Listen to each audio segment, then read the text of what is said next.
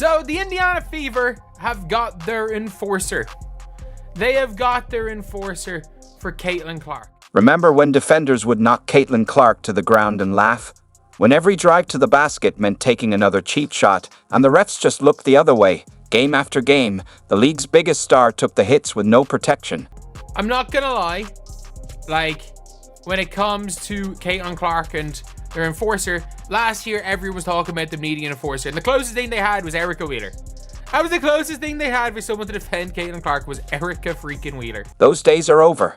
The Indiana Fever just made it clear they're done watching Caitlin Clark take hits without backup. They've added 3 tough, battle-ready veterans who won't back down.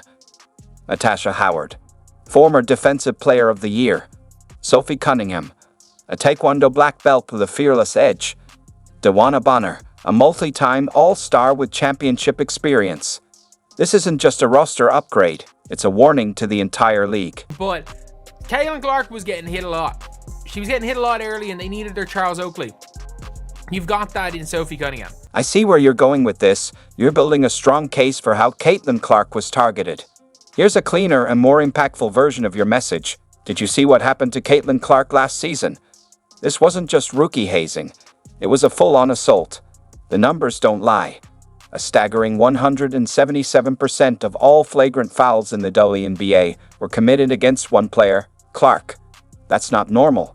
That's a target on her back. Clark in pain after she caught that fingertip in the eye. And if you thought that was bad, just look at the Chicago Sky. They took things to another level, responsible for a staggering 80% of all flagrant fouls against Clark.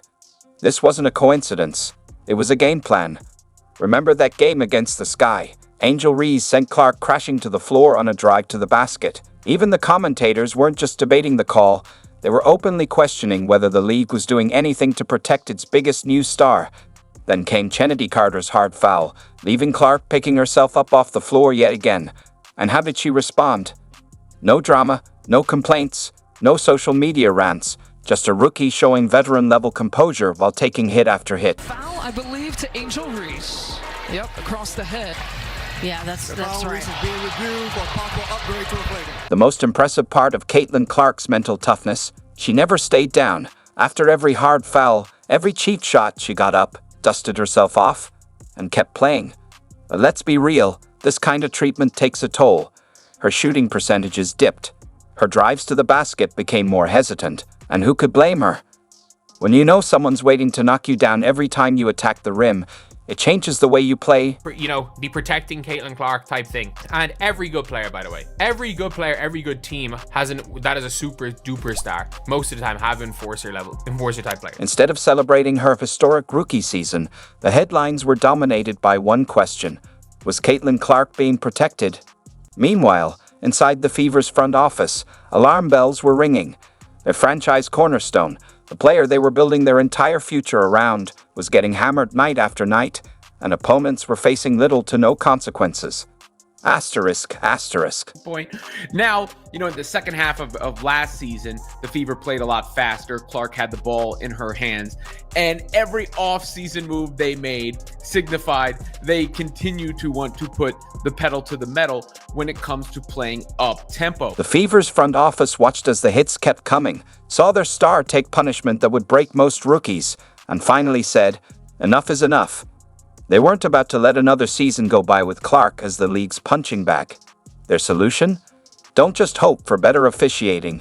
Build a protective wall around your star. And of course, the moves that they made said as much. You bring back Kelsey Mitchell, one of the fastest players in the league.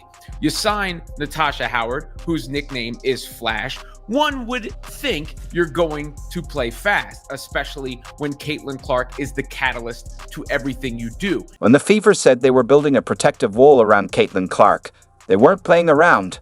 They went straight for the nuclear option. Natasha Howard isn't just another veteran signing. She's a 2019 Defensive Player of the Year and a 3-time champion. Think about what that means. The Fever just brought in a proven defensive force who has spent years shutting down the league's best, specifically to make life miserable for anyone who thinks they can keep targeting their star. But they've now made another addition to the roster in a spot of need, bringing in veteran Natasha Howard from the Dallas Wings. Howard, a 3-time WNBA champion and a former Defensive Player of the Year. Most importantly, she's made 2 all-defensive teams. Howard's stats say it all. 7 straight seasons averaging at least 1 block and 1 steal per game. That's not just good, that's elite defensive consistency, the kind that forces teams to rethink their entire game plan. And those players who had no problem knocking Caitlin Clark to the floor. They're about to run into a 6'2" defensive powerhouse with a wingspan that turns the paint into a no-fly zone. Fever really needed toughness, defense, and rebounding, and Howard can provide that. She can slide right into the 4 spot or the forward spot, where they really needed to upgrade next to Aaliyah Boston. What makes Howard the perfect protector for Clark is her versatility. She's not just locked in the paint. She can switch to the perimeter when guards try to get physical with Clark, then slide back inside to block shots at the rim. That kind of defensive range means Clark's defenders have nowhere to hide. When opponents see Howard rotating over, they'll think twice before delivering the so-called incidental contact that sent Clark to the floor last season. Next voice. But Howard's impact goes beyond just intimidation. Her ability to handle bigger, more physical players means Clark won't be stuck guarding post players anymore. No more mismatches where she's giving up 6 inches and 30 pounds to an opponent trying to bully her in the paint. Howard takes those matchups herself, freeing Clark to focus on what she does best, running the offense and knocking down shots. Obviously, that core of Boston, Mitchell, and Clark is able to put up buckets, but you get a glue-type player in Howard who can put pressure on the rim, move in transition, do all of those things, and is a proven winner. Most surprising part? Howard isn't just a defensive stopper. She's a legit scoring threat. Last season, she put up 17.6 points, 6.7 rebounds, and nearly 3 assists per game. Her ability to stretch the floor with her shooting gives Clark even more room to operate. When defenses collapse on Clark's drives, Howard will be waiting at the 3-point line, ready to make them pay. And there's a nice move and finish. She's got some, bounce. Not a great 3-point shooter, mind you, but I'm sure the Fever will keep her in the lab on that in the offseason because that's going to be an important shot for her to hit with this roster. But there you see, getting out in transition. Caitlin Clark's finding that, right? Bucket. Just imagine what this means for matchups against teams like the Sky, teams that once targeted Clark without fear of consequences. With a former Defensive Player of the Year patrolling the paint, that entire dynamic changes. Clark can now play more aggressively on both ends, knowing she has elite protection behind her. No more hesitation, no more looking over her shoulder. Just pure, unleashed talent. And that's not even the defensive part of it. This is the offense. But look, go grab the rebound, put it back up. How often did the Fever miss that? Defense, rebounding, those things. That is the kind of addition that Natasha Howard brings to the team. If Howard is the wool protecting Clark, Sophie Cunningham is the alarm that goes off when someone tries to climb over it. The Fever didn't just add a defender. They brought in the WNBA's ultimate chaos agent, a player who thrives on confrontation. Remember those playground bullies who picked on someone until a bigger kid stepped in?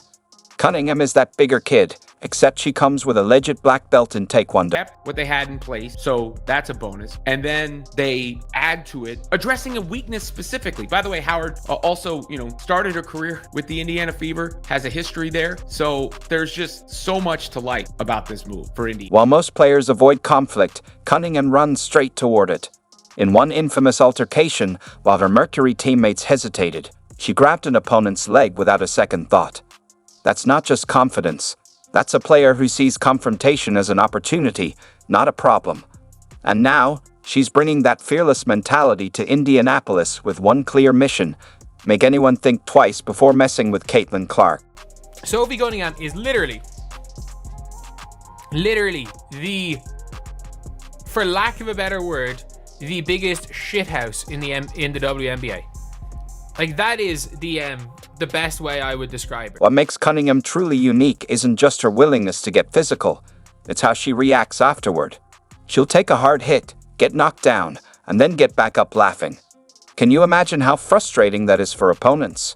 When their intimidation tactics only get met with a smile, it completely throws off the psychological game.